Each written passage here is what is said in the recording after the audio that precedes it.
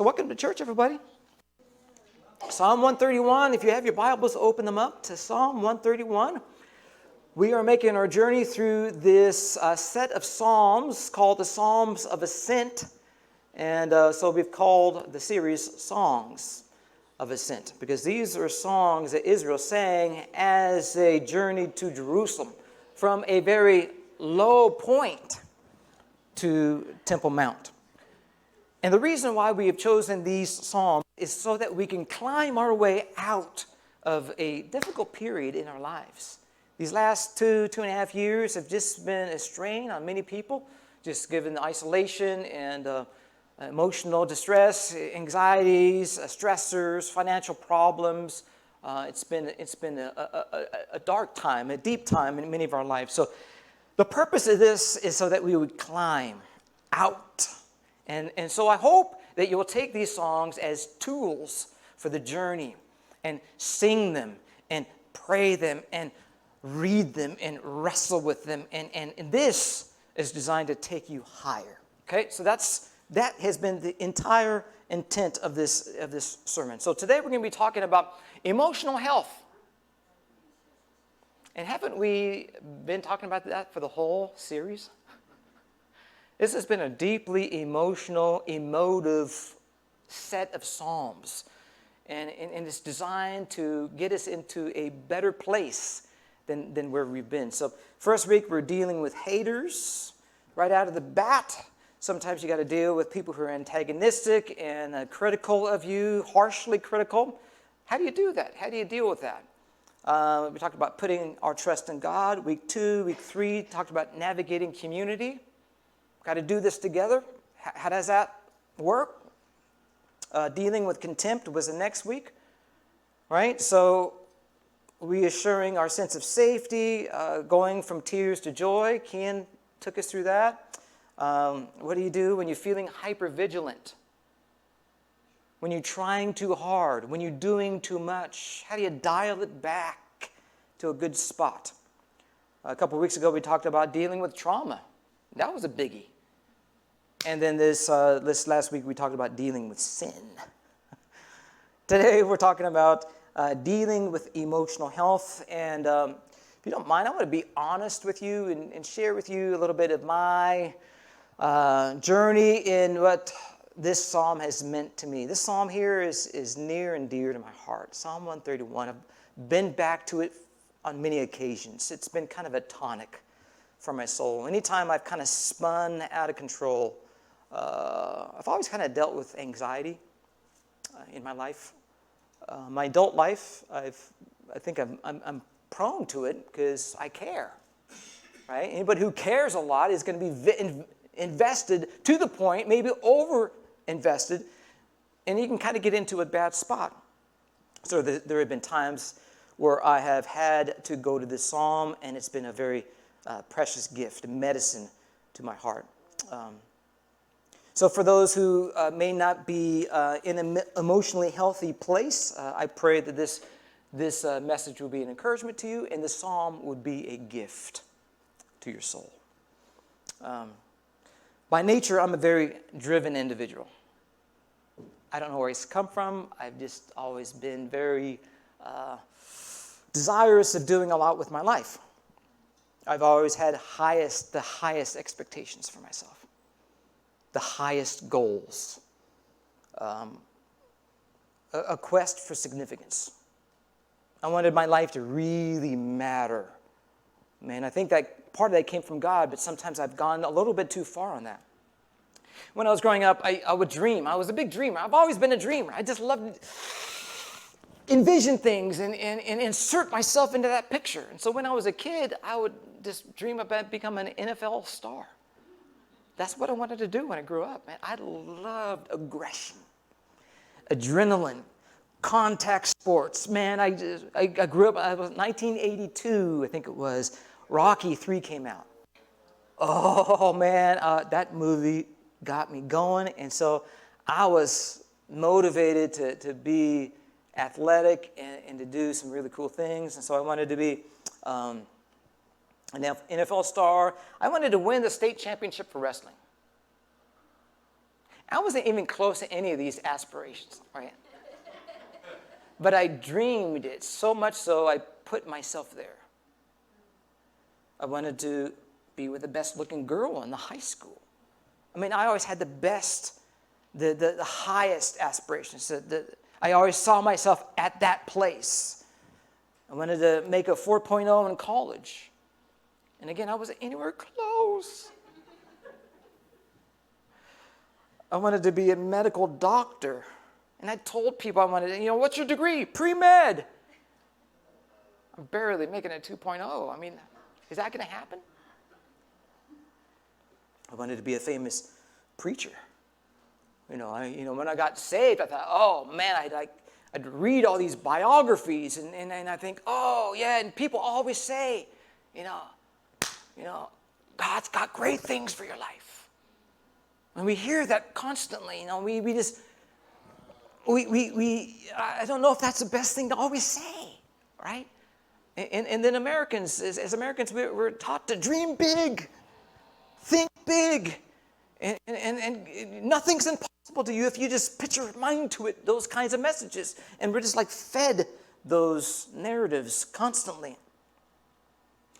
And so when I was young, image was a very important thing to me because I had an inflated image of myself that I had to manage. And in order to believe these things, that I can actually do these things, I put myself in contention to do these things. It required me to have this inflated ego image. And I wanted all this stuff so bad that I put myself in the category of greatness. Even when I didn't always belong there. So, starting to believe these things and thinking these things and acting these things out, I'm afraid it made me, shall we say, pretentious. I'm being honest today. When I was young, I was a very pretentious young man. You know what pretentious means? Pretentious comes from the word pretend. You got to act the role. Because you partly believe in it, but it's somewhat unrealistic. Everybody can't be the next whatever you want to put in there. I mean, it's we're all wired so different. And what's our definition of greatness? What is God's definition of greatness? We sometimes get skewed into a spot where we have to fake it until we make it. Attempting to impress by acting more talented or important than you really are. You've met pretentious people. I've been that guy. You probably have been too.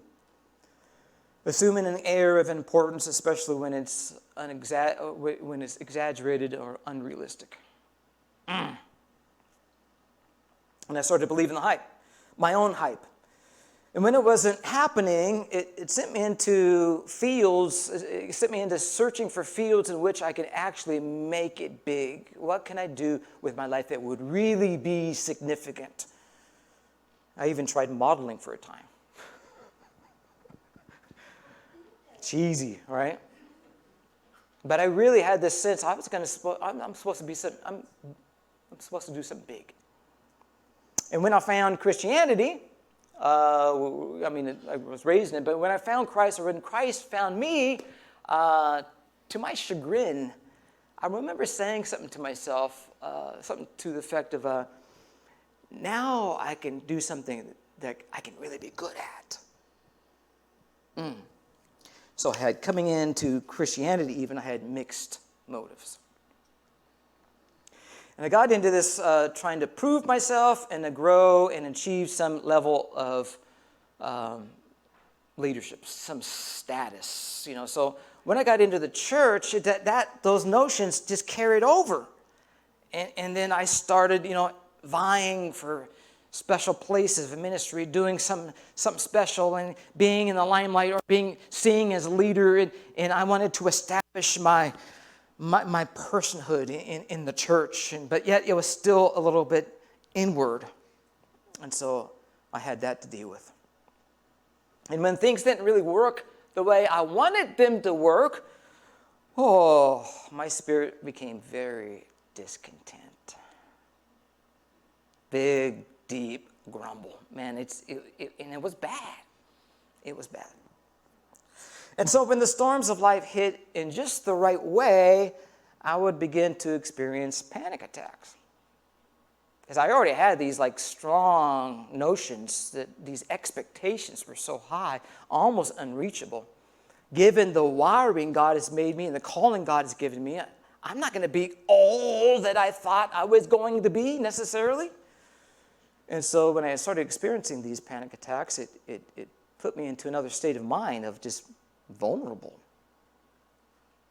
Usually I'm a pretty competent, strong-minded guy. I'm able-minded. I'm able to do things. And then when I was in those spots, I just became weak. Really weak. You ever been there?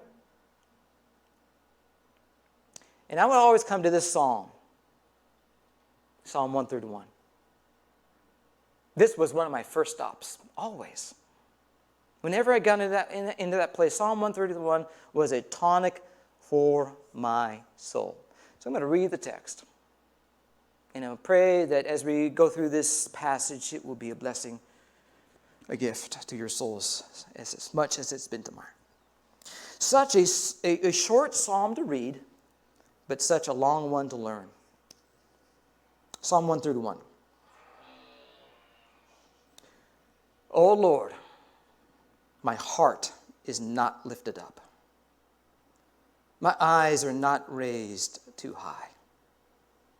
I do not occupy myself with things too great and too marvelous for me, but I have calmed and quieted my soul like a weaned child with its mother.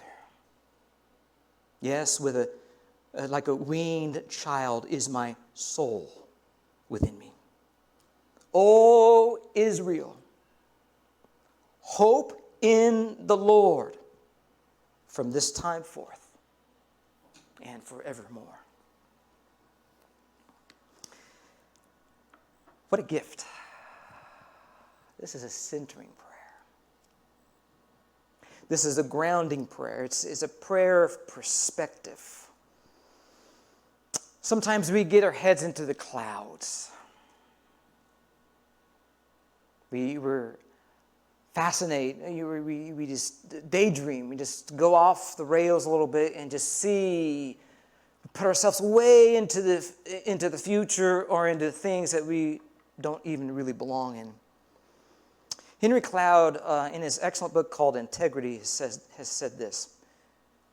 He says, no matter how difficult it is here, reality is always your friend. One of the best first steps in life is defining reality.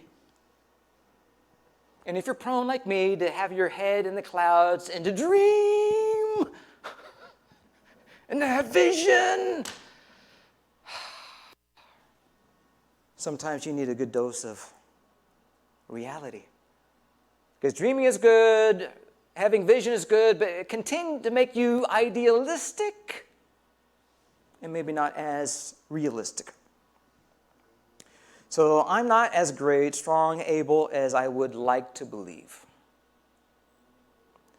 And I'm not as great as I thought I had to be in order to be somebody in life. So when you bump up against reality, I think this psalm has been created for those who have bumped up against reality and their humanity has shown through. I am broken, I'm frail, I'm weak, I'm vulnerable. And if that's the case, I think there's three things out of the psalm that we can draw as encouragement to us. Number one is accept your limits. Accept them. You can see that in verse 1. Number two is welcome your losses. We're not always made to win. And sometimes we need to lose. It's good for our soul. And number three, come back to center. You see that in verse 3. So let's take these one at a time. Number one, accept your limits. Accept them. Accept your limits. It's a good thing. Your limits are a good thing. You're not unlimited. You have limits. Verse 1 says, "O Lord, my heart is not lifted up. My eyes are not raised too high. I do not occupy myself with things too great and too marvelous for me." Come back down to earth. You're not superhuman. So sometimes we get our heads in the clouds. We start daydreaming, fantasizing, dreaming big.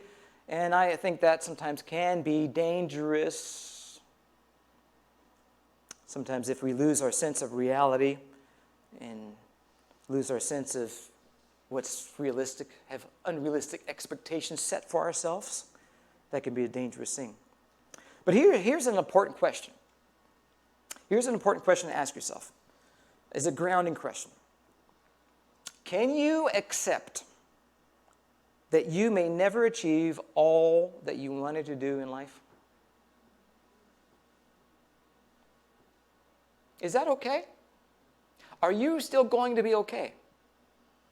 Are you still going to be a great man or woman of God just because you don't set out to achieve everything that you thought you would? Maybe you're not going to have certain things. Is that okay? You're not going to have certain positions or roles or opportunities. Maybe you're not going to be, a certain thing in your life's not going to happen. Sometimes we can just get idealistic to the point where we got to say, okay, what if that never happened? Will I be okay? One of the hardest yet really simplest things to do in life is to let go. It's to let go. I don't need to white knuckle this thing. Well, I'm holding on because I have faith. Is it faith? Or is it fear? Fear that if you let go of that thing, you would have nothing left to hold on to? If it's truly faith, then you'll be okay without it. That's faith. Paul says, I can do all things through Christ who strengthens me. I can be abased, I can abound, I can be way up here, or I can do way down here, or anything in between. I can modulate my life. I can do all things. I can conquer, and I can lose. The psalmist in verse 1 has come to a place of inner release. And that's when I get into a tailspin, just in my emotional life, I need to come to a place of release. I don't need to have that. The basic things are covered. God loves me. He saved my soul. I have my health. I have my family. I have my life.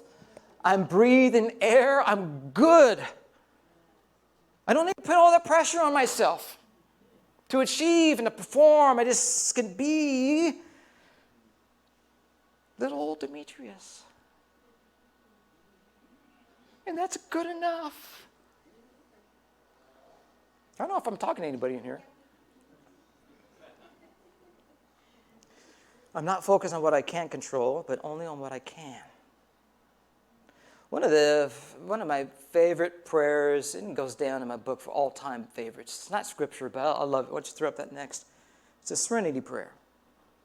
Lord, grant me the serenity to accept the things I cannot change. Hello? And the courage to change the things that I can, and the wisdom or the grace to know the difference.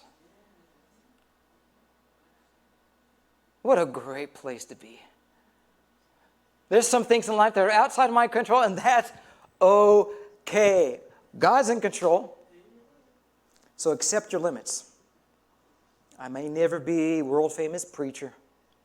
I may never be a free safety playing for the Seattle Seahawks. Some of these things, man, I could taste it, right?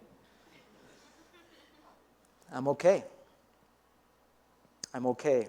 I'm okay with that. I know who I am, and I know who I am not. This is called finding your lane in life. Staying in your lane. I'm good. right? I've always admired people who can just, I've not been that guy. I want to find the best lane, the fastest lane. The lane will get me someplace. What if I'm stuck behind a big semi? This is my lane. This is the pace God has chosen for my life, at least in this season of my life. And I'm just going to stay right where God put me. Accept your limits. And then, after you accept or embrace your limits, welcome your losses. Welcome, come right on in. Sometimes they're your friends. Your losses will teach you a lot more than your victories. Your losses will do a lot more for your soul than your victories will do for your soul. So welcome them in. So I like this here in verse 2. Look at verse 2. It says, but I have calmed and quieted my soul. Like a weaned child with its mother. Like a weaned child is my soul within me. The analogy here is a mother weaning her child from breastfeeding to other sources of nourishment. Don't want you to have that anymore. You've enjoyed it in the past, but I'm going to wean you down. I'm going to wean you off of that because I got something more nourishing for you. And when that happens, there's a lot of fussing that's going on. That baby is not excited about this whole process. There's some losses, and he or she ain't happy about it, right? And so sometimes we can get just flustered and bent out of shape and fussy, and why this is, why that. And God might be weaning you off of something, wean you down. And that's a good thing. I don't need it anymore. I thought I needed it. I thought I needed that position. I thought I needed that role. I thought I needed that person in my life. And God is taking it away. What is going on? He's even taking away my desire for it. What is really going on? He's bringing me on to other sources of nourishment. Oftentimes, God weans us off of things. A loss of comfort, a loss of image, a loss of ego. How about this? The need to be right. The need to prove your point. Do you need to win the argument every single time? Even if you think you're right, can't you just leave it alone? And you keep coming back at it? I mean, just let God wean you off of that. You don't need that any longer. The need to defend yourself. The right to be offended. A loss of independence.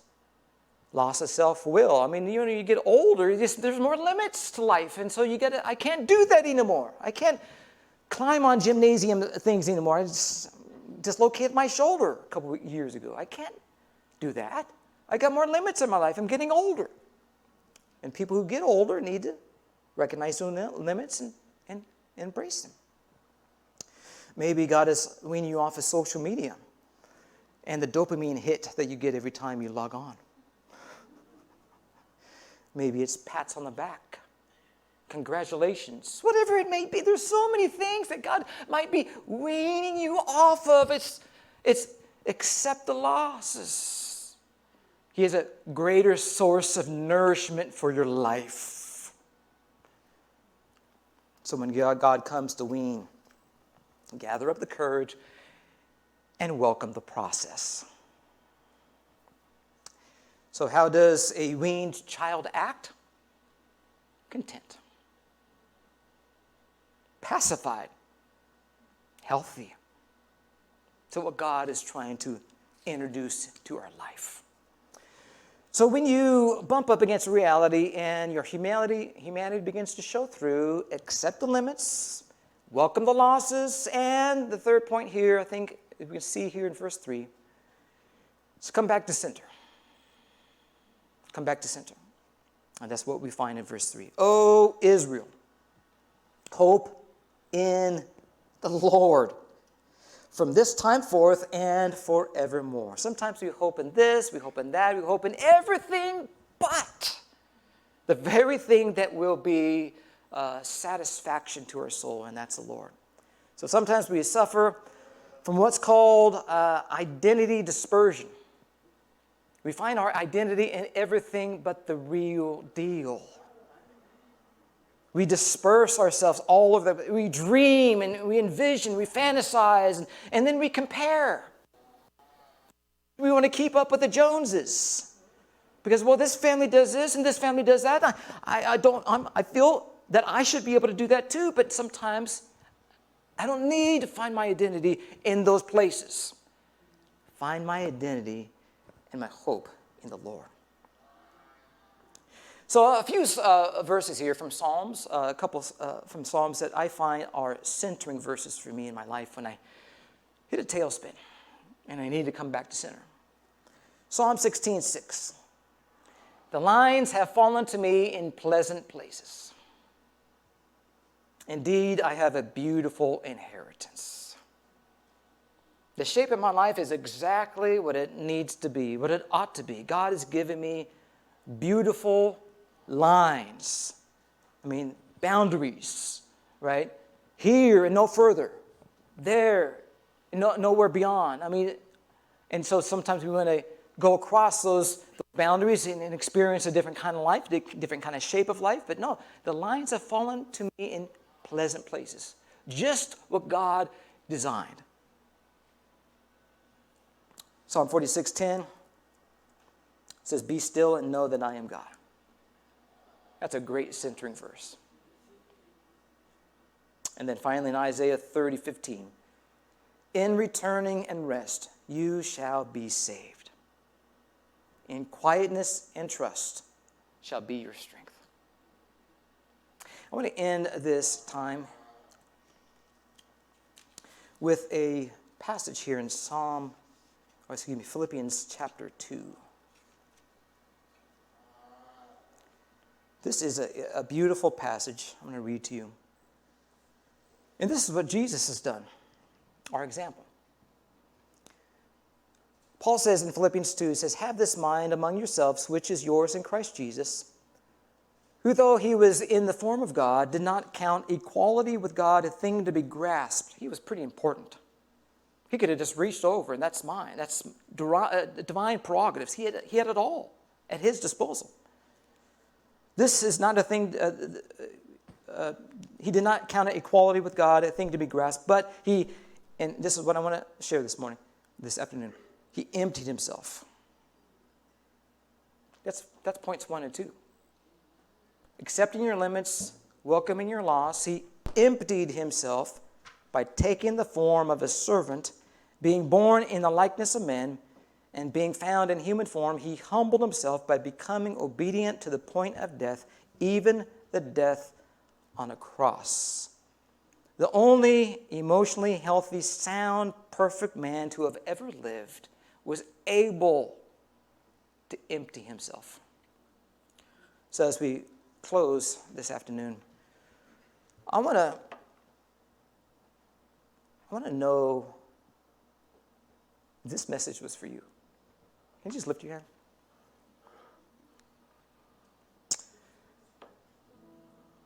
I don't know how you get away from, if you have any ambition in life, I don't know how you get away from sometimes going a bit too far. Needing to come back, needing to find your center, needing to find your ground once again.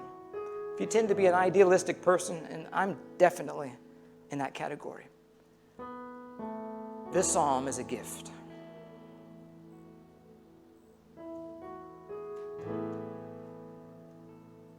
If Jesus could empty himself of his prerogatives, certainly we can do the same.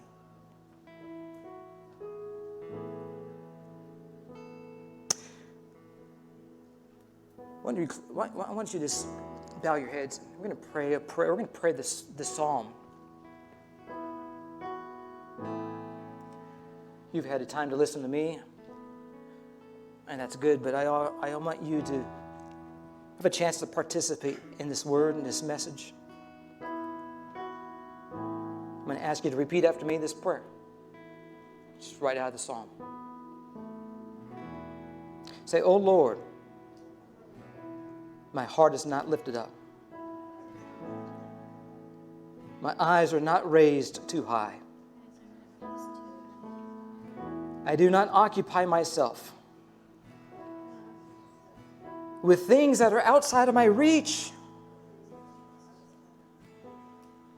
but I have calmed and quieted my soul like a weaned child with its mother. Like a weaned child is my soul within me. O Church of God, put your hope in the Lord. Find your center in Him. Find the ground on which you stand. From this time forth and forevermore."